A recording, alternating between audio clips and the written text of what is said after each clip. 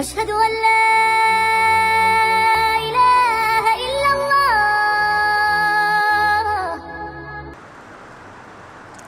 الحمد للہ نحمده ونصلی علی رسولہ الکریم. 2020 رمضان آج انشاءاللہ میں 11ویں پارے کا، اور وقت ملا تو 12ویں کا بھی آج انشاءاللہ کچھ منتخب آیات اور خلاصہ پیش کروں گا. 11ویں پارے کی جو ابتدا ہے اس میں غزوہ تبوک سے واپسی پہ جن صحابہ جو منافقین رہ گئے تھے نا، انہوں نے جھوٹے عذر پیش کرنا شروع کر دیے. جسے ہم کہتا ہوں، میرے پاس جب کوئی بچہ آتا ہے نا اپنا، اسے کسی کام سے بھیجو اور وہ نہ کرے، پھر وہ بچے آپ کو بتائیں یوں گھماتے ہیں، یوں ہو گیا تھا، یہ ہو گیا. میں کہتا ہوں اب یہ قومی ترانہ سنائے گا. کیونکہ قومی ترانے کی دو خاصیتیں، ایک الفاظ لگے بندے ہوتے ہیں، تو بچے جب عذر پیش کرتے ہیں نا تو ان کے بھی مخصوص الفاظ، سر میں درد تھا، یہ تھا، فلانا تھا. دوسرا قومی ترانہ بڑی سر میں پڑھا جاتا ہے تو بچے بھی نا، تو وہ ایک خاص اسٹائل میں کہہ رہے ہوتے ہیں.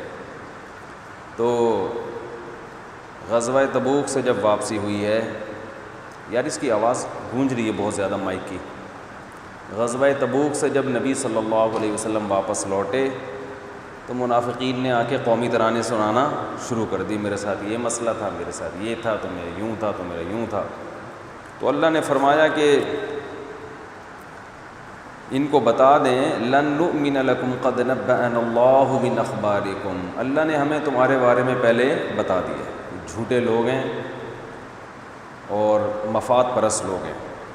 خیر، پچھلے سال میں نے اس پہ بہت تفصیل سے درس دیا تھا، تو آج جو ہے نا اس موضوع کو میں زیادہ نہیں لے کے جاؤں گا. منافقین کو بتایا گیا، اور کچھ ایسے تھے جو نیک صحابہ تھے، وہ غلطی سے پیچھے رہ گئے تھے، ان کی توبہ قبول کی گئی.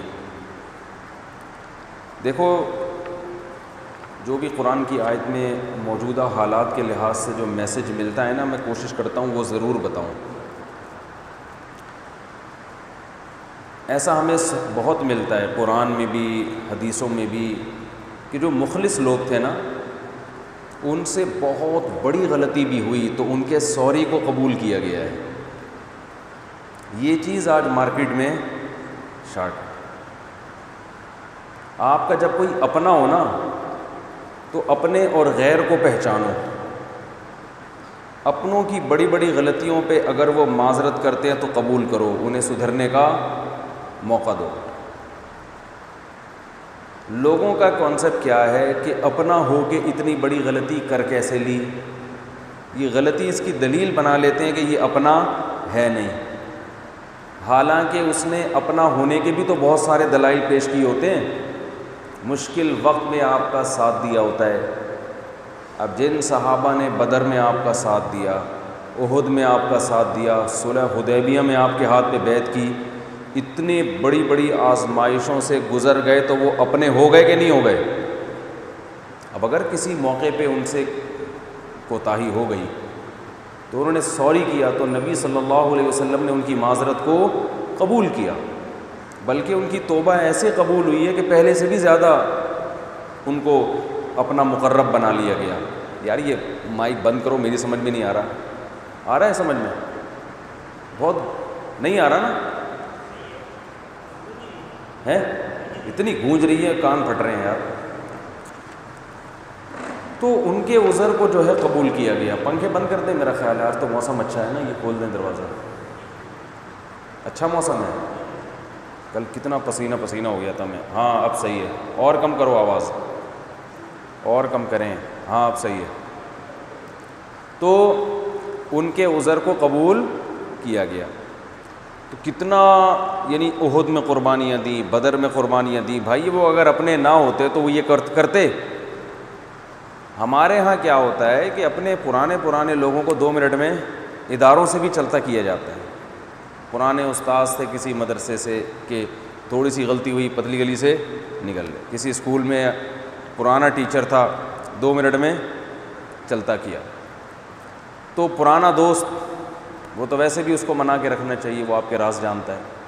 ٹھیک ہے نا. لوگ کہتے ہیں نا پرانا دوست کیسا ہی کتنا ہی غلط ہو نا پھر بھی اس کمبخت کو منا کے رکھو کیونکہ وہ کمبخت تمہارے سارے راز جانتا ہے. یہ تو خیر ایک مزاح ہے, لیکن حقیقت میں پرانا دوست وہ بھی پرانا ہے بھائی, جلدی سے چلتا مت کرو. تو یہ چیز آج ہمیں معاشرے میں ملتی نہیں ہے, پرانے لوگوں کی قدر کی نہیں جاتی. اس کو بھی ہمیں سیکھنا چاہیے کہ نبی صلی اللہ علیہ وسلم نے اپنے پرانے صحابہ کی بہت قدر کی ہے اور ان کو موقع دیا ہے بار بار. تو کعب ابن مالک رضی اللہ تعالیٰ عنہ, ہلال ابن امیہ, یہ بڑے بڑے صحابہ تھے. مرارہ ابن ربیع, یہ کیا تھے, غزوہ تبوک میں پیچھے رہ گئے, ان کی توبہ قبول کی گئی اور ان کو قرآن میں ان کا تذکرہ آیا. تو یہ حوصلہ افزائی ہے نا بھئی, ہر موقع پہ ساتھ دیا, اس دفعہ ہو گیا, غلطی ہو گئی, تھوڑی تنبیہ کی گئی لیکن ان کو منایا گیا. تو ان کی یعنی پہلے سے زیادہ ان کو مقدس بنایا گیا. اس کا بہت خیال کرنا چاہیے. پرانے تعلقات اگر کسی سے ہیں, پرانی رشتہ داری ہے, ایسا رشتہ دار جس کے زمانے کی ٹرینیں بند ہو چکی ہیں, ٹھیک ہے, پرانے لوگوں کی بھی قدر کرنی چاہیے, جو بوڑھے ہیں, بڑے ہیں, جو سینئر ہیں آپ سے. تو جو آدمی چھوٹی چھوٹی غلطیوں پہ لوگوں کو چلتا کر دیتا ہے وہ کبھی بھی ترقی نہیں کر سکتا. اس کی ساری زندگی افراد ڈھونڈنے میں ہی لگتی ہے, اس کو بندے ہی نہیں ملتے. ایک سے ایک مارکیٹ میں بندہ نیا لے کر آئے گا, پھر اس سے بھی دل اچاڑا, یار یہ بھی ٹھیک نہیں, پھر کہتا ہے مجھے کوئی بندہ صحیح ملتا ہی نہیں ہے. اصل میں آپ نے صحیح کی ڈیفینیشن میں اتنی چھوٹی ڈیفینیشن کر لی ہے اس کی کہ اس سانچے میں کوئی فٹ ہی نہیں بیٹھ رہا. تو صحیح کی ڈیفینیشن یہ ہے جو صحیح چل رہا ہو, کبھی کبھار غلطی بھی ہو جاتی ہو.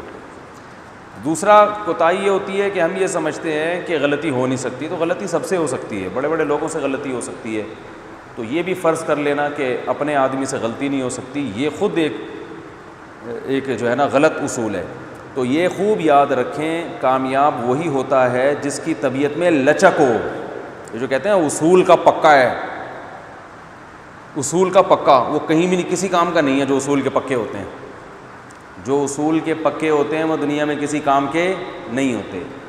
ہاں اگر اصول کا مطلب یہ ہے کہ اس اصول میں ہی لچک پہلے سے داخل ہے, یعنی آپ نے جو اصول بنائے ہیں ان میں لچک پہلے سے ہے, تو پھر اصول کا پکا ٹھیک ہے. کیونکہ اصول, اصل جو اصول ہے وہ یہی ہے کہ ہر ایک کو ایک لاٹھی سے نہیں ہانکا جائے گا. میں ایک اکثر واقعہ بتاتا ہوں نا. ہمارے ایک مولانا صاحب تھے, 20 سال مدرسے میں کبھی ناغہ نہیں ہوا, 20 سال یا 15 سال, اور کبھی چھٹی نہیں ہوئی ان کی. تو ان کے ایوارڈ بھی ملا کہ یار یہ تو بڑے زبردست ٹائم کے بڑے ہی پابند ہیں, 15 سال میں ایک دفعہ بھی ناغہ نہیں ہوا. مجھے بتایا گیا, میں نے کہا بھائی یہ ریکارڈ تو انہوں نے قائم کر لیا کہ 15 سال میں ایک ناغہ بھی نہیں. یہ ہو سکتا ہے 10 سال ہو, میں نے 5 اپنی طرف سے بڑھا دی ہوں, 10 سال بھی بہت ہوتے ہیں. 10 سال میں ایک دفعہ بھی ناغہ نہیں ہوا, یہ ریکارڈ بہت اچھا ہے, یہ ان کے مستقل مزاج ہونے کی دلیل ہے. لیکن یہ کامیاب نہیں ہو سکتے, اس لیے کہ 10 سال میں کیا کئی ایسے کام نہیں سامنے آئے ہوں گے جو اس وقت مدرسے سے زیادہ اہم ہوں گے جہاں یہ پڑھانے جاتے ہیں. دنیا میں ہم کوئی خدا ہیں کیا جو اپنے حساب سے زندگی چلائیں؟ بسا اوقات ایسا ہوتا ہے آپ جا رہے ہوتے ہیں, پتہ چلتا ہے جی بیگم کی طبیعت خراب ہے, ہاسپٹل لے کے جانا ہے اس کو, بچے کی طبیعت خراب ہے, ٹانگ ٹوٹ گئی اس کی, چھت سے گرا, اللہ نہ کرے, نانی کا انتقال ہو گیا, ماموں کا فون آ گیا, کچھ بھی ہو سکتا ہے. اور وہ ایسا ہو کہ وہ اس کلاس سے زیادہ امپورٹنٹ ہو. تو جس کی طبیعت میں لچک ہوگی, جو ہدف کو سامنے رکھ کے زندگی گزارتا ہے, وہ ایسے موقع پہ یہاں سے چھٹی کرے گا اور اس کام کو بولو بھائی نمٹائے گا. اللہ نہ کرے کسی کی والدہ بیمار ہو, ہاسپٹل میں فون آیا, بیٹا مجھے میری عیادت کے لیے آؤ.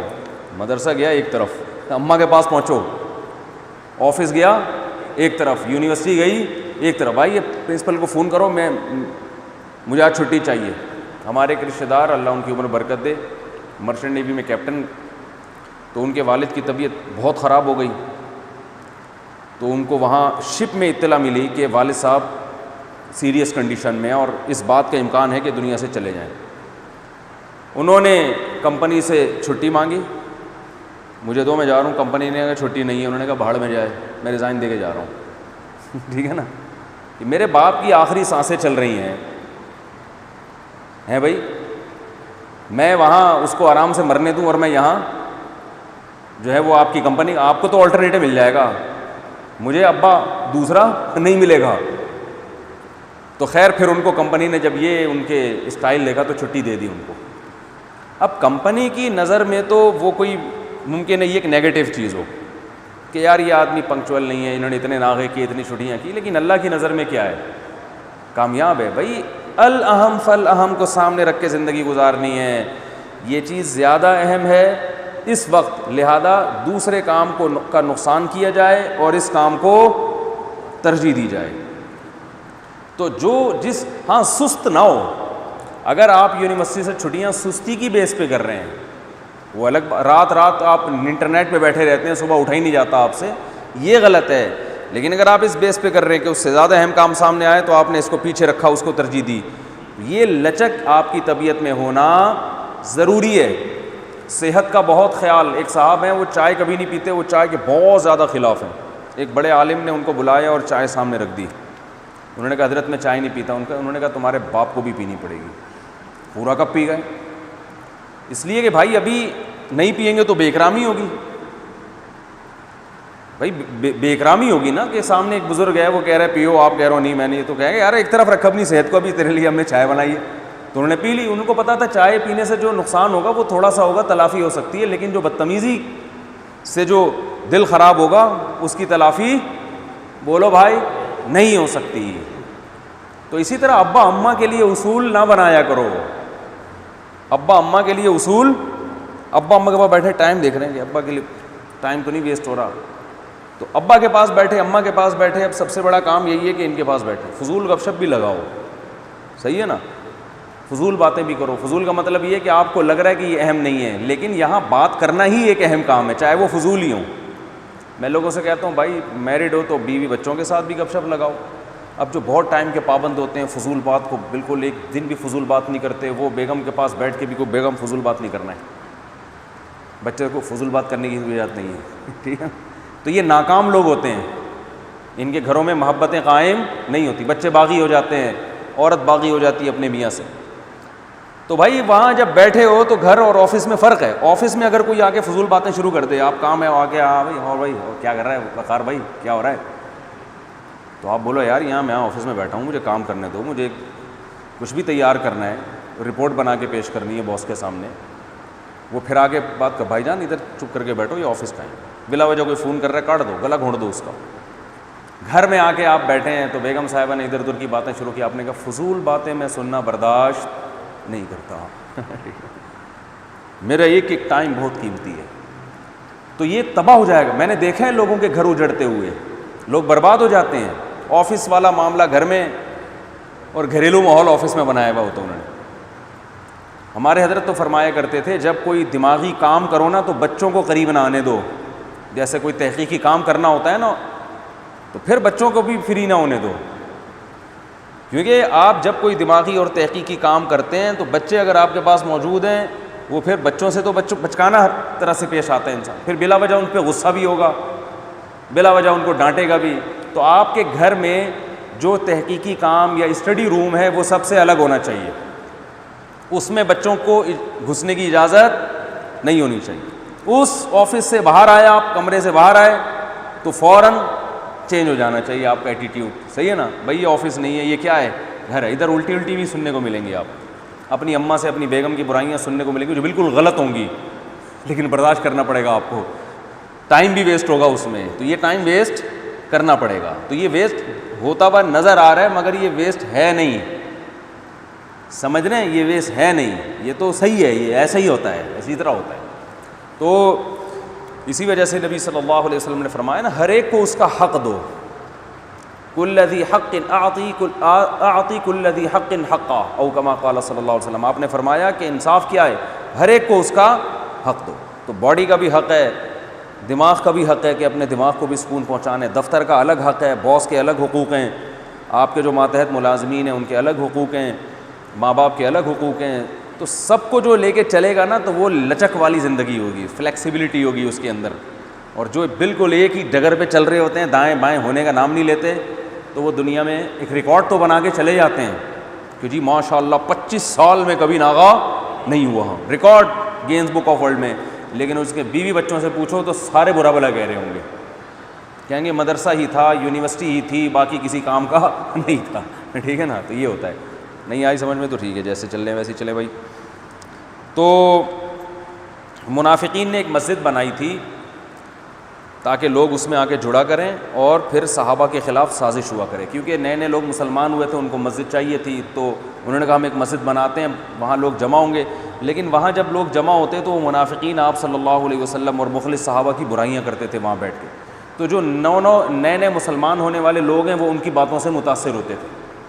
تو اللہ نے فرمایا کہ اس مسجد کو گرا دو جا کے. کیوں؟ یہ مسجد تقویٰ کی بنیاد پر نہیں بنی، اور وہ مسجد ہے بھی نہیں، کیونکہ منافقین نے بنائی تھی جو کہ کافر ہوتے ہیں. تو اس سے پتہ چلتا ہے بعض دفعہ کسی چیز کا لیبل بہت اچھا ہوتا ہے، اس کے اندر جو کام کیا جا رہا ہوتا ہے وہ جوڑ کا نہیں بلکہ توڑ کا. آج بھی ایسا ہی ہو رہا ہے، لیبل ہر آدمی قرآن و حدیث کا لگا رہا ہے کہ نہیں لگا رہا؟ ارے ہر آدمی کہہ رہا ہے قرآن و سنت پہ آ جاؤ، فرقواریت سے بچو، لیکن اس کی تقریروں سے فرقواریت کم نہیں ہو رہی ہوتی بلکہ بڑھ رہی ہوتی ہے. کام 100% فرقواریت کا اور نام امت کو متحد کرنے کا کہ ہم فرقوں کو نہیں مانتے. تو یہ پرانی سنت ہے منافقین کی. لیبل کیا ہے؟ مسجد. کوئی شرارت خانہ نام ہونا چاہیے تھا اس کا، مگر نام کیا رکھا؟ مسجد. اور نماز بھی ہوتی تھی اس میں. اس کے پیچھے مقاصد کیا تھے؟ نبی صلی اللہ علیہ وسلم کی جو صحابہ ہیں ان سے متنفر کرنا لوگوں کو. ہر چیز میں جو ہے نا وہ کجی تلاش کرنا، کجی کہتے ہیں ہر چیز میں عیب تلاش کرنا. تو آج بھی یہی ہو رہا ہے، ہر عالم کی کتابوں سے کچھ نہ کچھ نکال کے اس پہ اعتماد ختم کیا جا رہا ہے. قرآن و سنت کے لیول لگا لگا کے دلائل دیے جا رہے ہیں، اور مقصد کہ ہم فرقواریت کو نہیں مانتے، ہم صرف قرآن و سنت کو مانتے ہیں. ہم جو ہے وہ لوگوں کو ہٹاتے ہیں بابوں کی تقلید سے، اور ہم قرآن و سنت پہ لا رہے ہوتے ہیں. تو نہ کوئی مجتہدین کی تقلید سے ہٹا رہا ہوتا ہے، اصل میں اپنا مقلد بنا رہے ہوتے ہیں. لوگوں کو اپنا سب سے اعتماد ختم کر کے اپنے فالوورز کی تعداد بڑھا رہے ہوتے ہیں. تو یہ ہو رہا ہوتا ہے. تو اس لیے لیبل کو نہیں دیکھنا چاہیے، کام کو دیکھنا چاہیے. جماعت المسلمین والے یہی تو کہتے ہیں کہ ہمارا نام مسلم ہے اور تمہارے فرقہ وارانہ نام ہے، حنفی، شافعی، اہل حدیث، دیوبندی، بریلوی، سب فرقہ واریت، مسلم بن جاؤ مسلم. تو اس نام سے انہوں نے ایک نیا فرقہ لانچ کیا، مارکیٹ میں ایک نیا فرقہ آیا. اب پبلک اس کو نہیں دیکھ رہی کہ نیا فرقہ نکالا ہے جس کا 1400 سال میں کوئی ثبوت نہیں ملتا. پبلک اس کو نہیں دیکھ رہی، پبلک نام کو دیکھ رہی ہے. یار یہ ڈائریکٹ اسلام کی طرف منسوب ہیں. یہ ڈائریکٹ کس کی طرف منسوب ہیں؟ اسلام کی طرف. یہ نہیں دیکھ. اچھا جب ان سے کہا جاتا ہے کہ یہ مسلم نام کا تو فرقہ کوئی تھا ہی نہیں، تو پھر وہ صحابہ کی مثالیں دیکھتے ہیں. صحابہ سب مسلم تھے اس وقت، نہ کوئی دیوبندی، نہ کوئی بریلوی، نہ کوئی اہل حدیث، نہ کوئی حنفی، سب مسلم. تو ہم بھی مسلم. اس کا مطلب یہ ہوا کہ صحابہ مسلم، اس کے بعد صدیوں تک پھر مسلم مارکیٹ سے شارٹ ہو گئے. پھر 15ویں صدی میں دوبارہ 1975 میں مسلم پیدا ہوئے، باقاعدہ اس جماعت کو رجسٹرڈ کروایا گیا. تو یہ درمیان میں جو اتنے سال تک مسلم مارکیٹ سے چھاٹ رہے ہیں، تو یہ تو صدیوں تک امت گمراہی پہ جمع ہو گئی نا. تو پھر جواب میں دیتے ہیں ایک جھوٹ کو چھپانے کے لیے 100 جھوٹ بولنے پڑتے ہیں. تو اس جھوٹ کو اور اس غلط چیز کو صحیح کرنے کے لیے پھر ایک اور جھوٹ بولتے ہیں کہ مسلم تو تھے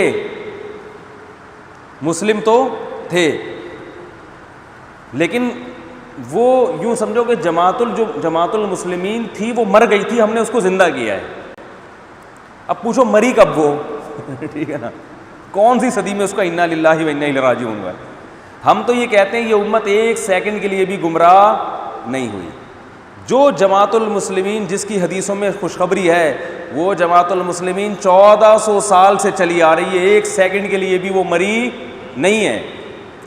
ہاں ان کے نام مختلف رہے ہیں، ان کو حنفی بھی کہا جاتا ہے جو ابو حنیفہ کے فالوورز ہیں، جو شافعی کے فالوورز ان کو شافعی کہا جاتا ہے.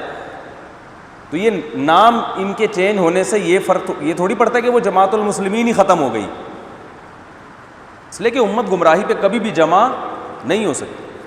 ابھی میں ایک کلپ سن رہا تھا قاری خلیل الرحمان صاحب کا جو گول ٹی وی پر آتے ہیں. میری ان سے جب بھی ملاقات ہوئی بہت احترام سے بات ہوتی ہے، گپ شپ ہوتی ہے. میرے سامنے انہوں نے کبھی کوئی ایسی فرقواریت والی بات نہیں کی ہے، تو میں بھی نہیں کرتا. ابھی میں ان کا ایک کلپ سن رہا تھا، اس میں انہوں نے ایک بات کہی کہ امام ابو حنیفہ تو 70-80 ہجری میں پیدا ہوئے، تو یہاں سے آپ امام ابو حنیفہ تک تو پہنچتے ہو صدیوں کا فاصلہ طے کر کے، تو 70 سال کا اور رہ گیا، تو ڈائریکٹ نبی تک کیوں نہیں چلے جاتے؟ 70 سال رہ گئے، مطلب قابل احترام ہے، میرا مقصد ان پہ طنز کرنا نہیں ہے، مقصد ان کا یہ تھا کہ ہم قرآن و حدیث کو فالو کرتے ہیں اور آپ امام ابو حنیفہ کو، تو ابو حنیفہ تک جب آپ اتنا پیچھے جا سکتے ہیں تو تھوڑا سا اور پیچھے چلے جائیں، یعنی وہاں چلے جائیں جہاں ہم گئے ہوئے ہیں، اتنی سی بات ہے۔ اب محترم نے بات کی، کوئی ان کا طنزیہ لہجہ نہیں، لیکن اس بات سے جو اس وقت امت مسلمہ میں اہل سنت میں 50% لوگ جو امام ابو حنیفہ کو فالو کرتے ہیں اور 30% جو امام شافعی کو فالو کرتے ہیں، کیونکہ امام شافعی کا زمانہ تو امام ابو حنیفہ کے بعد ہے نا، وہ اور تھوڑا، اور 17% جو لوگ جو امام مالک کو فالو کرتے ہیں اور 2% جو امام احمد ابن حنبل کو فالو کرتے ہیں، یعنی یہ 99% مسلمانوں کو اس تقریر میں بے وقوف قرار دیا جا رہا ہے کہ نہیں قرار دیا جا رہا؟ نہیں آ رہی بات میرا خیال ہے۔ یعنی محترم کا کہنے کا مقصد یہ ہے کہ یہ جو چاروں اماموں کے فالوورز ہیں، ان میں اتنا شعور بھی نہیں ہے کہ یہ آج سے 1100 سال پہلے کسی شخصیت کو تو فالو کرنے کے لیے تیار ہیں، 50-60 سال مزید تھوڑا آگے جا کے ڈائریکٹ نبی کو فالو کر لیں، اس کے لیے یہ تیار نہیں ہے۔ تو یہ 99% امت کا احمق اور بے وقوف ہونا ثابت ہو رہا ہے کہ نہیں ہو رہا؟ کہ جناب قاری صاحب کو تو اللہ نے اتنا شعور عطا فرمایا اور 99% امت میں اتنی عقل بولو بھائی نہیں ہے۔ تو میں نے اس پہ کمنٹس کیے تھے کہ قاری صاحب آپ بہت قابل احترام ہیں، آپ کسی وقت یہ بات میرے سامنے کہیے، میں آپ کو اس کا جواب دوں گا، اور دونوں لائیو ویڈیو ریکارڈ کرا کے اس کو نیٹ پہ ڈال دیں گے، پبلک کو سمجھ میں آ جائے گا کہ آپ جو دعویٰ کر رہے ہیں یہ دعویٰ میں اس میں کہیں لفاظی تو نہیں ہے، گڑبڑ تو نہیں ہے، کہیں ایسا تو نہیں آپ لوگوں کو کنفیوز کر رہے ہیں، اور میں بھی اس کا جواب دوں گا اس اشکال کا، دونوں چیزیں سامنے آ جائیں گی، پھر عوام دلیل کی روشنی میں فیصلہ کرے گی کہ 99% امت صحیح ہے یا آپ صحیح ہیں۔ مگر افسوس اس پر ہوا کہ وہ کمنٹ میرے ڈیلیٹ کر دیے، ٹھیک ہے نا۔ تو بات یہ ہے کہ جو ابو حنیفہ تک پہنچ رہا ہے نا، وہ در حقیقت نبی تک ہی پہنچ رہا ہے، اس لیے کہ امام ابو حنیفہ محمد صلی اللہ علیہ وسلم کے علاوہ کسی اور کو فالو نہیں کرتے تھے، ڈائریکٹ نبی سے سیکھنا تو اس زمانے میں ممکن ہی نہیں ہے، ناممکن ہے۔ بات یہ ہے کہ ایک وہ مفتی ہے جو 15ویں صدی میں قرآن و حدیث کی تشریح آپ کو بیان کر رہا ہے، ایک وہ مفتی ہے جو 70 ہجری یا 80 ہجری میں پیدا ہوا اور آدھی سے زیادہ امت نے اس کو فالو کیا۔ تو نبی کی بات کو سمجھنے کے لیے اس صدی کے مفتی کو فالو کرنا زیادہ بہتر ہے یا اس مفتی کو فالو کرنا زیادہ بہتر ہے جس نے تابعین کا دور دیکھا ہے؟ اس طرح سے مقابلہ کرانا چاہیے تھا، ٹھیک ہے۔ 99% امت کہتی ہے کہ قرآن و حدیث کی تشریح کے لیے، سمجھنے کے لیے اس دور کے مفتی کو فالو کرنے کے بجائے ان لوگوں کو فالو کیا جائے جن کو 99.99% امت نے فالو کیا ہے، اپنا امام مانا ہے۔ تو آپ امام ابو حنیفہ کا مقابلہ پیغمبر سے نہ کرائیں، آپ ابو حنیفہ کا مقابلہ اپنے آپ سے کرائیں کہ مجھے فالو کرنا زیادہ بہتر ہے یا ابو حنیفہ کو۔ آپ امام ابو حنیفہ کو نبی کے مقابلے میں لا کے یہ شو کر رہے ہیں کہ وہ کچھ اور بات پہ فتویٰ دیا کرتے تھے، وہ قرآن و حدیث نہیں، وہ ان کی اپنی آرا ہوتی تھی، اور آپ جو بات کر رہے ہیں وہ قرآن و حدیث کی روشنی میں ہوتی ہے۔ نہیں آ رہی سمجھ میں؟ جب یہ کہتے ہیں نا حدیث کو لینا ہے یا ابو حنیفہ کی بات کو لینا ہے، تو ظاہر ہے انسان کہتا ہے یار میں امام حنیفہ کو کیوں لوں، میں تو حدیث کو لوں گا۔ مقابلہ یوں کرانا چاہیے کہ حدیث کی ایک تشریح میری ہے، ایک کس کی ہے؟ ابو حنیفہ کی، ان دونوں میں کس تشریح کو لوگے؟ پھر لوگ کہیں گے آپ کو کیوں لیں، آپ کی تشریح کیوں مانیں، امام حنیفہ کی مانیں گے نا۔ یہ عجیب جرت ہے یار، اپنے قول کو عین حدیث قرار دینا اور ابو حنیفہ کے قول کو ان کا اپنا ذاتی قول قرار دینا۔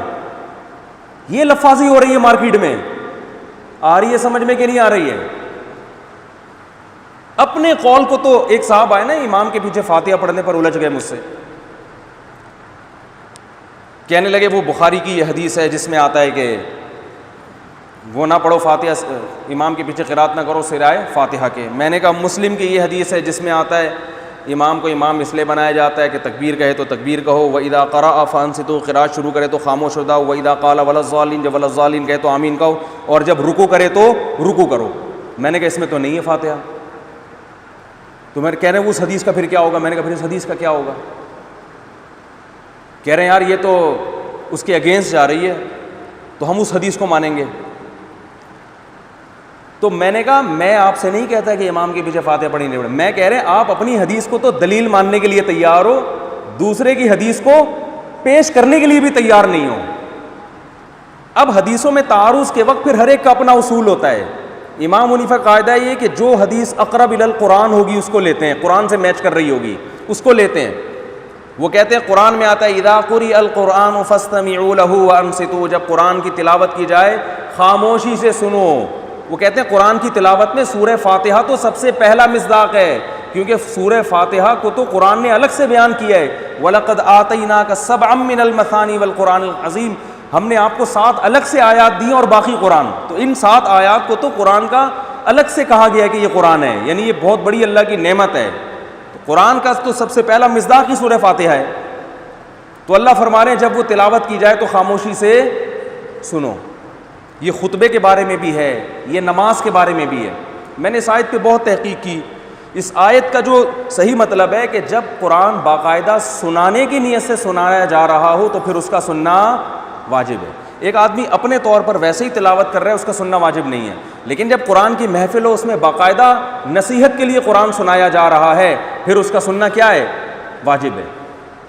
تو سورہ فاتحہ جب امام نماز میں پڑھتا ہے تو سنانے کے لیے پڑھتا ہے نا۔ دوسری حدیث میں نے ان کو یہ پیش کی، میں نے کہا یہ جو آپ حدیث پیش کر رہے ہیں کہ جو شخص فاتحہ نہیں پڑھتا اس کی نماز نہیں ہے، آئیے صحیح مسلم میں اسی حدیث کو مکمل بیان کیا گیا ہے۔ آپ صلی اللہ علیہ وسلم نے فرمایا من لم یقرأ بفاتحۃ الامام فصاعدا، جو سورہ فاتحہ پلس سورت نہیں ملاتا اس کی نماز نہیں ہوتی۔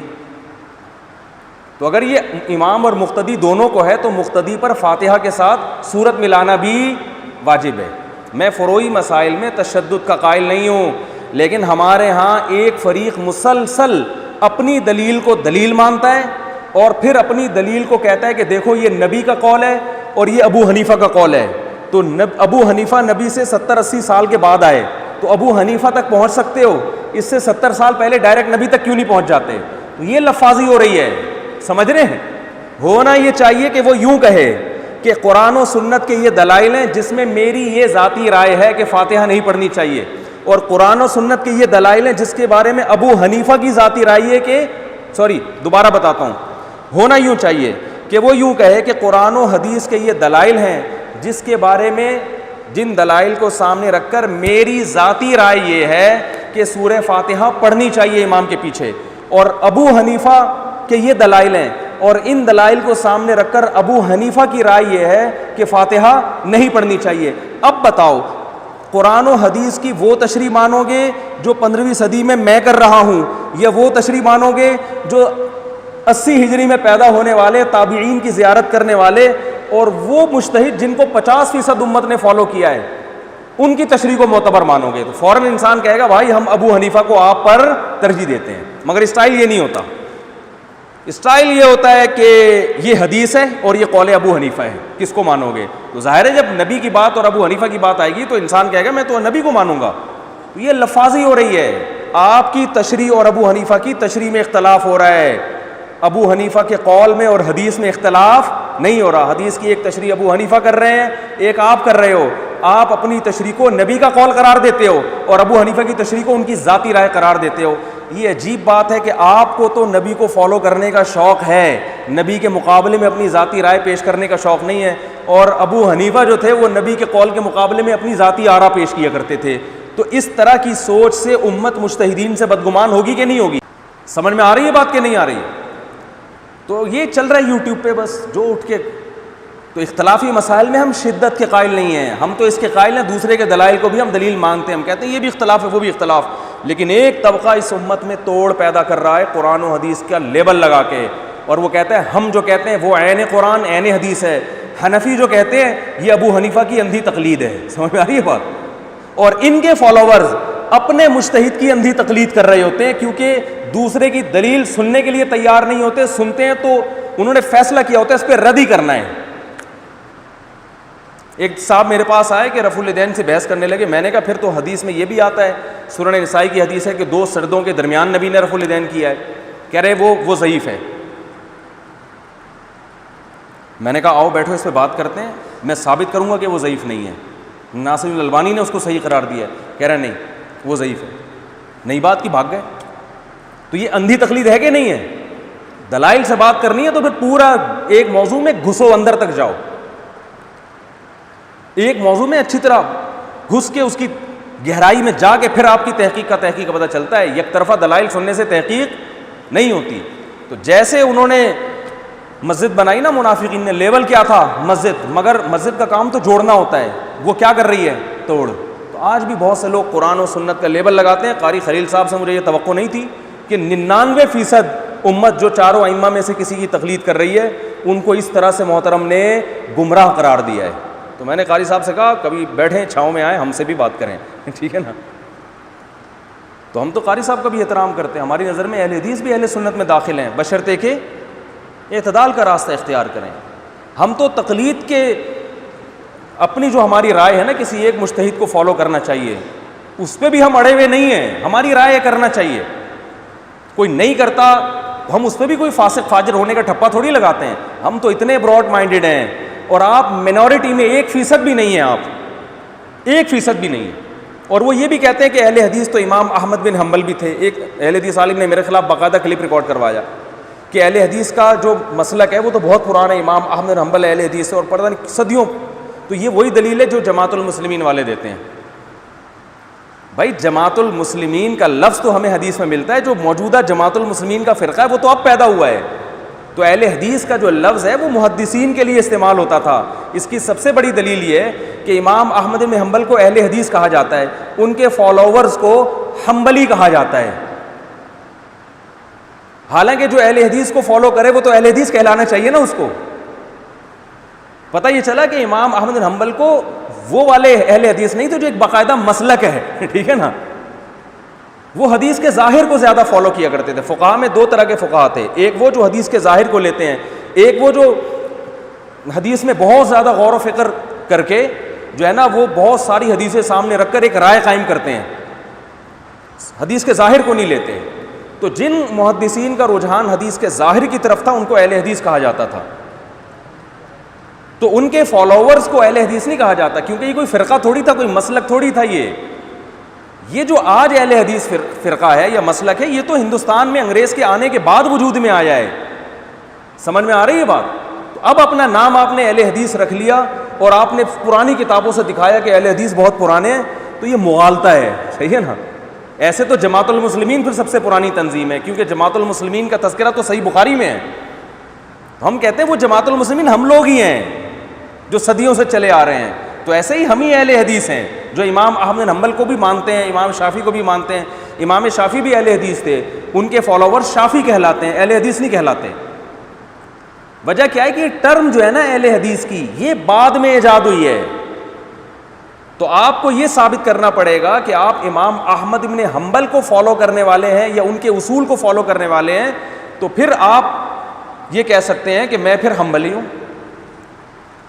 اور امام احمد بن حنبل اہل حدیث تھے.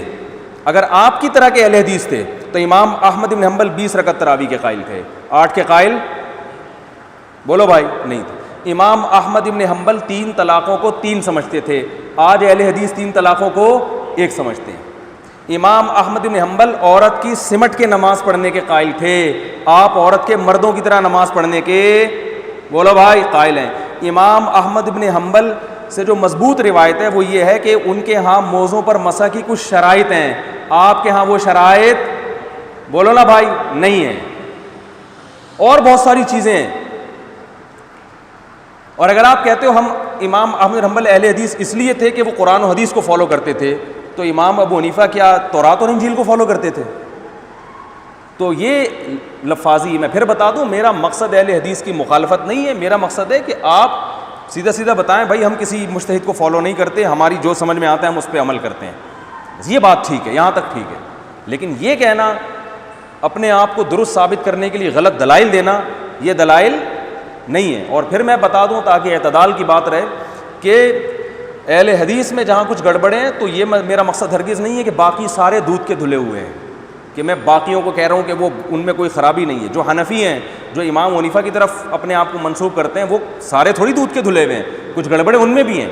تو میرا مقصد کسی ایک فرقے کو ملامت کرنا اور دوسرے کو کہنا کہ یا میں جس فقہ حنفی کو فالو کرتا ہوں اس میں سارے سیٹ ہیں, ایسا نہیں ہے. ان میں الگ ٹائپ کی برائیاں ہیں, ان میں الگ ٹائپ کے مسائل ہیں, سب میں نہیں ہیں. جیسے اہل حدیث میں بھی سب میں نہیں ہوتے, یہاں بھی بہت ساری چیزیں ہیں جو میں بیانات میں بتاتا رہتا ہوں.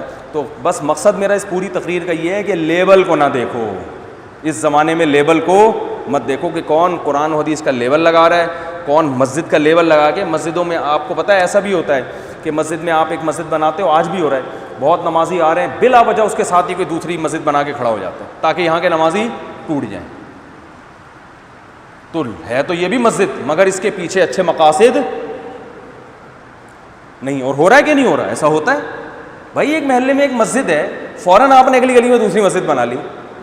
تو جب ضرورت نہیں ہے تو کیوں بنا رہے ہو؟ صرف اس لیے کہ میرے مریدین ادھر کیوں جا رہے ہیں, ٹھیک ہے نا, میرے مریدین ادھر کیوں. سورہ یونس ہے اس کے بعد. انسان سے ایک شکایت کی ہے, وَإِذَا مَسَّ الْإِنسَانَ الضُّرُّ دَعَانَا لِجَنبِهِ قَاعِدًا أَوْ قَائِمًا. فرمایا جب اسے کوئی مصیبت پہنچتی ہے صبح و شام ہمیں پکارتا ہے, اور جب ہم مصیبت دور کر دیتے ہیں مرّا کأن لم يدعونا إلى ضر مسه, ایسے بن جاتا ہے جیسے کبھی اس نے ہمیں بلایا تھا ہی نہیں. ہم نے ایسے لوگ دیکھیں کہ صاحب میرے پاس آئے, میرا کاروبار ٹھپ ہو گیا تھا, میں نے اللہ سے دعا کی میں نمازی بن جاؤں گا, میرا کاروبار دوبارہ بحال ہو جائے. کہہ رہے میں نماز پڑھنا شروع کر دی, داڑھی بھی رکھ لی, نمازی بن گیا, اللہ نے بزنس دوبارہ شروع کرا دیا. اس کے بعد پھر نمازیں گول. پھر شیطان کہتا ہے بھئی یہ تو ہوتا ہے, کبھی کاروبار اوپر جاتا ہے, کبھی اس کا نماز روزے سے کیا تعلق. کہہ رہے ہیں پھر ہم نے وہ چھوڑ چھاڑ دیا, دوبارہ سے واپس. اب کیا ہے, اب دوبارہ آ رہا ہوں کہ وہ کاروبار بحال نہیں ہو رہا. میں نے کہا پہلے بھی نیت غلط تھی, اب بھی غلط ہے. نماز پڑھو اللہ کے لیے, کاروبار اللہ کے ہاتھ میں, چاہے بحال کر دے چاہے بحال نہ کرے.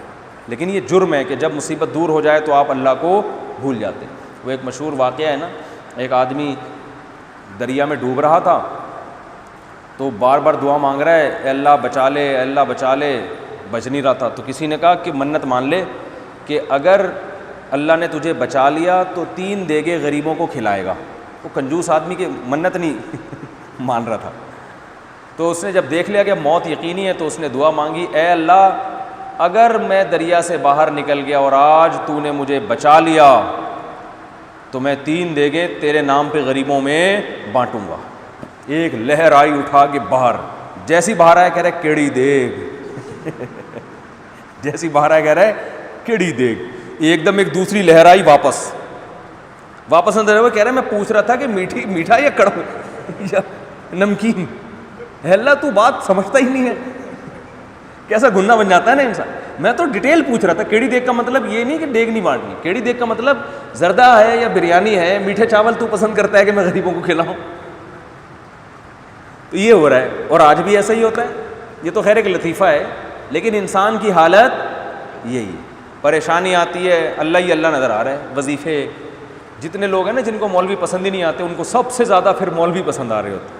مولانا صاحب دعا بھی کر دیں, مولانا صاحب کوئی وظیفہ بتا دیں, مولانا صاحب جو ہے وہ کوئی خاص طریقہ بتا دیں, لیلۃ القدر میں پڑھنے کی دعا بتا دیں کہ ہو جائے. اب ہو جائے آپ خود لگا دیں کیا ہو جائے. زیادہ تر کے یہی مسائل ہوتے ہیں. تو یہی اللہ نے شکایت کی ہے, جب کوئی مصیبت پہنچتی ہے تو اللہ کو پکارتے ہیں, جیسے ہی ٹل گئی ایسے بن جاتے ہیں جیسے کچھ ہوا ہی نہیں تھا. ایک اور جگہ پھر فرمایا اللہ نے, یا ایھا الناس انما بغیکم علی انفسکم, اے لوگوں تمہاری جو بغاوتیں ہیں نا میرے خلاف, یہ اصل میں میرے خلاف نہیں ہے بلکہ یہ تمہارے اپنے خلاف. ایک وقت آنے والا ہے جب یہ سب ختم ہو جائے گا. تو میں اکثر اس موقع پہ ایک چٹکلا سناتا ہوں. اکثر لوگ پریشان ہوتے ہیں نا, اس زندگی سے تو موت ہی بہتر ہے, بولتے رہتے ہیں. وہ ایک آدمی بار بار کہتا تھا اللہ اس زندگی سے تو موت ہی بہتر ہے, مر جاؤں تو اچھا ہے. تو کسی بندے کو شرارت سوجی نا کہ ہر وقت موت مانگتا رہتا ہے. تو ایک دن درخت کے نیچے وہ بیٹھا ہوا موت مانگ رہا ہے, اللہ اس زندگی سے تو موت ہی بہتر ہے. اوپر سے ایک رسہ آیا, وہ بندہ بیٹھا ہوا تھا اوپر, نیچے گول پھندا بنا ہوا ہے, اس میں یہ دعا مانگ رہا ہے اللہ اس ٹینشن سے تو موت ہی بہتر ہے. اوپر دیکھا کہ ایک پھندا لٹک کے آیا, اب یہ ڈر گیا یہ کیا ہے. تو اوپر سے آواز آئی ہے میرے بندے میں نے تیری دعا سن لی ہے, تو اس پھندے کو گلے میں ڈال میں تجھے اوپر اٹھا دوں. تو فوراً کہتے ہیں اللہ ادھر تو کوئی کسی سے مذاق بھی نہیں کر سکتا اللہ ادھر تو کوئی کسی سے مذاق بھی نہیں کر سکتا. بہت سے لوگ بڑی بڑی باتیں کر رہے ہوتے ہیں بھائی ابے اس سے تو کرفیو لگ جاتا وہی اچھا تھا کہہ رہے ہیں نا. کل آج فجر میں ایک صاحب بیٹھے ہوئے تھے, کہنے لگے کیا کرونا لگا کے رکھا ہوا ہے, کیا کرونا لگا کے رکھا ہوا ہے, اچھا ایک دفعہ ہو جائے سب کو ٹینشن ختم ہو جائے گی, سب مر جائیں ایک دفعہ. میں نے کہا اللہ نہ کرے ہو گیا نا دماغ سیٹ ہو جائے گا. میں نے کہا ان دنوں میں اللہ سے دعا مانگو اے اللہ فی الحال مجھے نہ مارنا. ان دنوں کی موت بھی بہت عجیب ہے اور بیمار ہونا بھی بہت عجیب. میں نے کہا ابھی صحت مند ہونا, سحری میں پراٹھے کھا کے آئے ہو, فجر کا وقت ہے نا, میں نے کہا 2 انڈے 2 پراٹھے پھوڑے ہوں گے آپ نے, بڑی سوج رہی ہے ہری ہری بیٹھ کے باتیں کر رہے ہو کرونا لگا کے رکھا ہوا ہے, ایک ہی دفعہ ہو جائے یار جو ہونا ہے. تو میں نے کہا ان دنوں میں اگر کرونا نہیں بھی ہے نا کھانسی بھی ہے, کیس کرونا کا ہی بنتا ہے یہ بتا رہا ہوں, سمجھ رہے ہو. ڈاکٹر کہتا ہے بھائی فی الحال کرونا میں ڈالو اس کو, اس لیے کہ ڈاکٹروں کو جو کٹ وغیرہ ملتی ہے کھانسی کے مریضوں کے لیے نہیں ملتی. ڈاکٹر کو یہ ڈر ہوتا ہے کہ اگر اس میں جرم ہوا تو ہم تو متاثر ہوں گے نا. سارے ڈاکٹر نہیں, بہرحال اس بات کا خطرہ ہوتا ہے کہ ڈاکٹر کہتے ہیں مجھے جو پروٹوکول ملے گا وہ کرونا کے کیس میں تو ملے گا. پروٹوکول سے میرا مطلب ہے کہ مجھے جو حفاظت کے پورے آلات ملیں گے وہ جب ہی ملیں گے جب اس کو کرونا فرض کیا جائے. اب امکان تو ہے نا کہ ہو سکتا ہے کرونا ہو سکتا ہے نہ ہو. تو میں نے کہا ڈال کس میں دیے جاؤ گے کرونا میں. اور پھر انا للہ ہو گیا, اللہ بچائے سب کو آج کل انا للہ ہونے سے. تو میں نے کہا انا للہ ہو گیا تو جنازہ بھی ایسے لے کے جائیں گے پتہ ہی نہیں چلے گا کہاں دفنایا. اور پھر آپ کے نام پہ کلپ بازی ہو رہی ہوگی کہ کرونا تھا نہیں, کیس کرونا کا ڈال دیا, ٹھیک ہے نا. اب اللہ ہی جانے کا تھا کہ نہیں تھا. آپ صرف اب جیسے کراچی کے جب حالات خراب تھے تو مائیں بیٹوں سے کہتی تھیں بچہ ذرا نہیں جاؤ, وہ جاتے تھے پھر بھی, تو ہم ان سے کہتے تھے یار جاؤ گے اخبار میں آؤ گے, پھر یہ ذہن میں رکھو اگر آپ چاہتے ہو کہ میں اخبار میں آؤں تو جاؤ. جو بنارس جاتا تھا وہ ایسے اپنے گھر والوں سے مل کے جاتا تھا, لطیفے بنا لیے تھے لوگوں نے, بہنوں کے سر پہ پیار کر رہا ہے, ماں سے گلے مل رہا ہے, ماں کی دعائیں لے رہا ہے, قرضے معاف کرا رہا ہے, بہت نا کہ بھائی کہاں جا رہا ہے, بنارس جا رہا ہے یہ حالات تھے نا کراچی کے کچھ وقت پہلے, بنارس سے ہو کے آیا بھائی یہ. اس کو تو میرا خیال ہے فوراً ہماری آرمی فوراً اس میں لے لے گی کمانڈو بننے کے لیے نا, کہ بنارس سے ہو کے آ گیا یہ. تو یہی حالات آج کل ہو گئے ہیں ہسپتالوں کے, تو ہسپتالوں میں جگہ نہیں ہے, اس لیے یہ باتیں کرنا بہت آسان, ایک دفعہ ہو جائے. میں نے کہا احتیاط کر لو یہ زیادہ بہتر ہے, ٹھیک ہے نا, تمیز سے زندگی گزار لو جیسے اللہ نے عافیت سے رکھا ہے. اسی طرح سحری میں پراٹھے کھاتے رہو, انڈے کھاتے رہو, یہ زیادہ اچھا ہے. اللہ نہ کرے بیمار ہو گئے, بیماری پھیل, ابھی کچھ احتیاط کرنا یہ بات کی ٹینشن سے بہتر ہے. تو فنٹر گیری اللہ کو بھی پسند نہیں ہے اور کوئی بھی عقل مند اس فنٹر گیری کو پسند نہیں کرتا. تو بڑی بڑی باتیں لوگ کر دیتے ہیں. تو یہاں بھی اللہ نے فرمایا کہ اللہ سے دعائیں مانگتے ہیں, نجات دے دی تو یہ کر دیں گے, اس وقت تو بڑے ہوتے ہیں, جب نجات ملتی ہے تو پھر بھول جاتے ہیں اللہ تعالیٰ کو. اللہ تعالیٰ سمجھنے کی عمل کرنے کی توفیق عطا فرمائے.